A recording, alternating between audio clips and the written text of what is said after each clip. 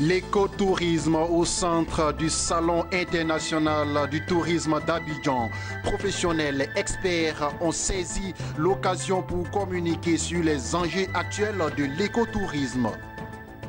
La 21e journée africaine de la prévention des risques professionnels a pris fin ce vendredi à Abidjan. Les échanges ont porté sur l'évaluation des risques professionnels, gage d'une modernisation des outils de gestion de la santé et de la sécurité au travail. Et puis dans le département de Sakassou, précisément dans le village de Djeou-Kwekro, les villageois ont reçu 1 million de francs CFA des bienfaiteurs pour achever 3 salles de classe. Bonsoir à tous et à toutes. Merci de nous suivre à Dakar et partout en Afrique. Vous regardez le journal de Business 24 Africa. Le CITA, le Salon international du tourisme d'Abidjan, s'est ouvert autour du thème « Tourisme durable, un engagement pour l'Afrique ». Depuis l'ouverture de ce salon, le concept écotourisme a dominé toutes les rencontres. Experts et professionnels du secteur touristique ont profité de l'occasion pour communiquer sur les enjeux de l'écotourisme. Sandrine Bamba nous en dit davantage. L'écotourisme, voici un concept qui fait son petit bonhomme de chemin en Côte d'Ivoire. S'il reste encore méconnu par le grand public, il n'en demeure pas moins qu'il regorge d'énormes potentialités. Dans le thème écotourisme, vous avez éco pour écologie et vous avez tourisme. Donc la combinaison de ces deux termes fait écotourisme. C'est-à-dire quoi? C'est un tourisme qui est respectueux de l'écologie.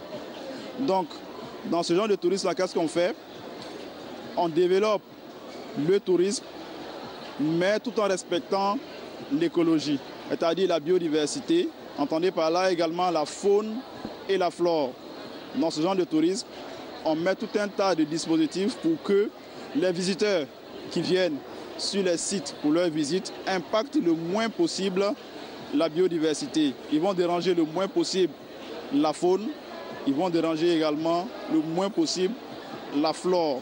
C'est une forme de tourisme durable qui s'appuie sur la découverte des richesses naturelles et dans des milieux sauvegardés et protégés, et qui est une forme de tourisme qui est un fort potentiel de développement, parce qu'il y a un vrai intérêt des clientèles de pouvoir visiter des lieux préservés, des natures authentiques. Ça permet à la fois de protéger l'environnement et à la fois de développer une richesse qui profite aux communautés locales. Ainsi, les 3 piliers du développement durable, qui sont le développement économique, la protection environnementale et le développement social, sont réunis au sein de l'écotourisme. C'est donc à juste titre que le Salon international du tourisme d'Abidjan s'articule autour du thème « Le tourisme durable, un engagement nécessaire pour l'Afrique ». Un salon ouvert au grand public jusqu'au lundi soir. Les festivités pour commémorer la 21e journée africaine de la prévention des risques professionnels ont pris fin ce vendredi à Abidjan. Les échanges ont porté sur l'évaluation des risques professionnels, gage d'une modernisation des outils de gestion de la santé et la sécurité au travail. Plusieurs recommandations issues de 3 jours de réflexion ont été émises pour réduire considérablement les risques professionnels en entreprise. Lawani, Babatunde et Lignon Gilbert.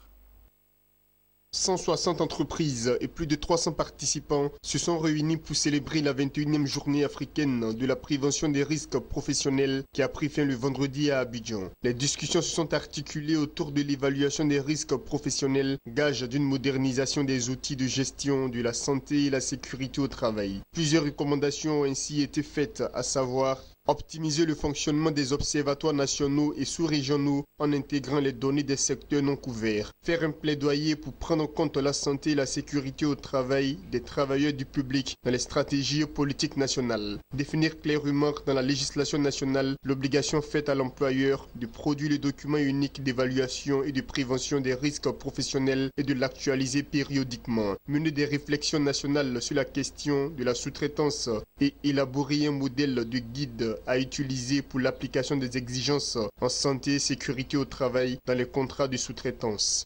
Pour le directeur général de la Caisse nationale de la prévoyance sociale, les entreprises ont l'obligation de protéger leurs employeurs contre les risques d'accidents au travail. Pour ce faire, un message spécial leur a été adressé.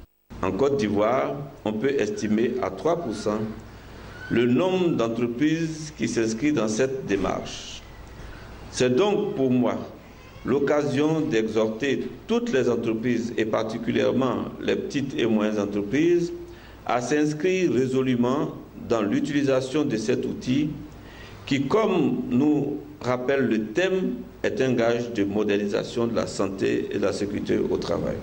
Organisée depuis 1996 dans les pays francophones, membre de l'interafricaine de la prévention des risques professionnels IAPRP, cette journée est une occasion pour faire le bilan de la prévention des risques professionnels, mais aussi proposer des solutions pour l'enraciner davantage dans les entreprises ivoiriennes.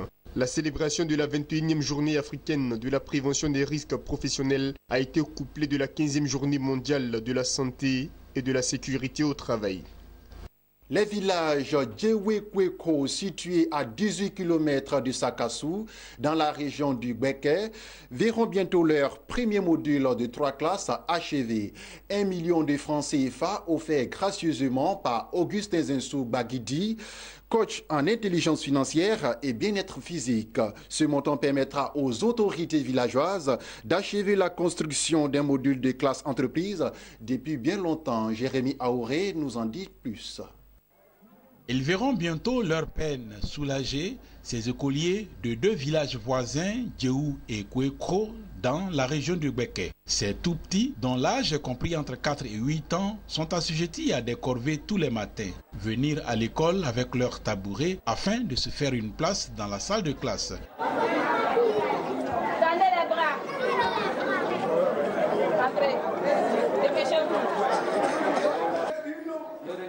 Mais pour eux, un donateur reçu avec un accueil chaleureux.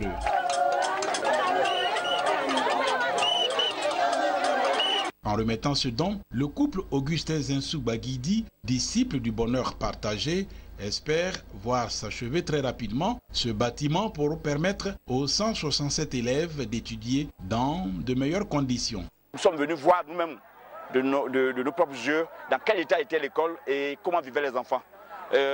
Aujourd'hui, il fallait un peu de moyens juste pour finir l'école, 800 000 francs, pour achever totalement l'école, mais on s'est rendu compte que l'école était en manque aussi de bancs. Les enfants n'avaient pas sur quoi s'asseoir. Nous avions décidé donc d'accompagner déjà le village à hauteur d'1 million de francs pour leur permettre déjà de commencer par faire les bancs, mais nous reviendrons pour finir le reste des bancs qui restent. Prières et bénédictions ont accompagné ce geste, signe de gratitude. Un village enclavé qui a enfin reçu un autre pour résoudre un problème qui ne faisait que trop durer. En témoignent ces mots. Les difficultés, nous en avons en abondance parce que l'école est en plein chantier et nous avons seulement que 3 bâtiments pour le moment. Et ces bâtiments n'ont pas de costras, il n'y a pas de portes et puis bon, dans les classes, nous n'avons pas encore eu de table-banc. Les élèves viennent avec leur tabouret pour prendre cours. C'est vraiment difficile. Souvent,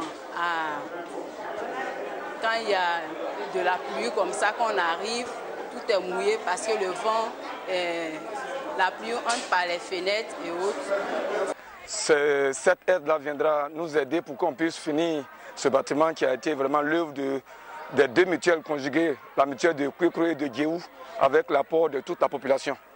Et nous lui disons merci, grand merci, pour ce geste vraiment salvateur. Ce geste, ça nous va droit au cœur, avec la population et les jeunes et les enfants. Nous lui disons merci. Il faut le rappeler, en 2016, plusieurs actions bienfaitrices ont été menées dans la dynamique de partage de bonheur. On peut citer entre autres le don de 300 casques aux taxis-motos de Savalou, un village du Bénin, 3 millions de francs CFA au centre de santé Sainte-Thérèse de l'Enfant Jésus de Port-Boué dans le district d'Abidjan, paiement des frais de scolarité à une trentaine d'élèves en classe de 3e et terminale de Danané, une ville située dans la région du Tonki à l'ouest de la Côte d'Ivoire. Quittons la région d'Igbeke en Côte d'Ivoire et rendons-nous au Ghana où le président Nana Akufo-Addo a procédé au lancement des travaux de construction de la centrale à gaz de pétrole liquéfié de Bright d'une capacité de 400 MW. La centrale, qui sera la plus grande de ce type au monde, sera construite par le consortium Early Power Limit, composé d'Endeavour, la General Electric et de Sage, un énergéticien indépendant ghanéen. Elle est prévue pour s'achever 6 mois après le début de ses travaux. Fin de ce journal. Merci de nous avoir suivis. L'information continue sur la chaîne de l'économie. Restez sur Business 24 Africa. Retrouvez Sandrine Bamba lundi 21h pour une nouvelle édition.